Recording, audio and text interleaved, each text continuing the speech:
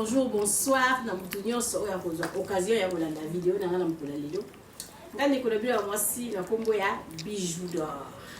Lelo mama bijoux d'or na memeli bilo kaka. Nouveauté à vidéo na eka ko yebisa bino. Soko liko ke na yo congé na kin. Tozara na adresse kaka moko na matonge na Irebu A37. Ngala zali logé awa. Ezali appartement to bengaka appartement numéro 1. To filmer mieux se tout parce que tous na bapaya. Donc appartement la biso ya moyo. Bozo mon abino mon ngeza propre, la sa ba mata boye. La kisi koto mo la sa ke ba to boye batala bango. Tous na bapaya, ezali appartement chambre salon cuisine. Mama bijou mo ko za loger a. Ayo muto zo tala nga ko hésiter te benganga o sa la réservation place ça na moins cher. Vous allez jamais décider. Merci. Bonjour, bonjour la famille. Mama Bijou nae ko présenter bino appartement la biso o ezala canaré des chaussées to benga kango appartement numéro 1. Appartement la biso numéro 1 oyo ezali na chambre salon cuisine. Toza na chambre salon cuisine. Donc appartement la biso eza propre makasi.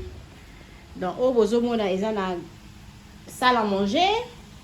Bakiti nango yango yo appartement la biso eza nango na prix moko ya makasi te. Mama Bijou lobi benga ye osala réservation appartement oyo bozomona ndenge ezali propre. Tokota na katikati ya salon na oza chambre nango yango yo omoni ba regard wala tosali okoki koya na biloko ofungoli otandi biloko na yo awa. Donc, lit nango ezalongo lit à 2 personnes. Ils ont vraiment mounene makasité, mais ils ont vraiment ça va passable pour 2 personnes.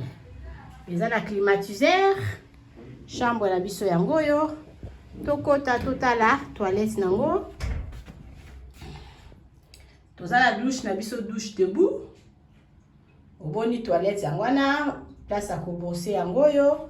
Donc appartement, chambre, salon. Cuisine, toujours que les koluka.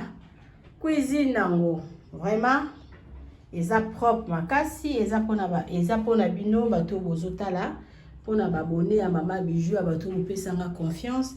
Boya na appartement oyo, appartement numéro 1, Mama Bijou alobi bokozala jamais de si totala cuisine nango.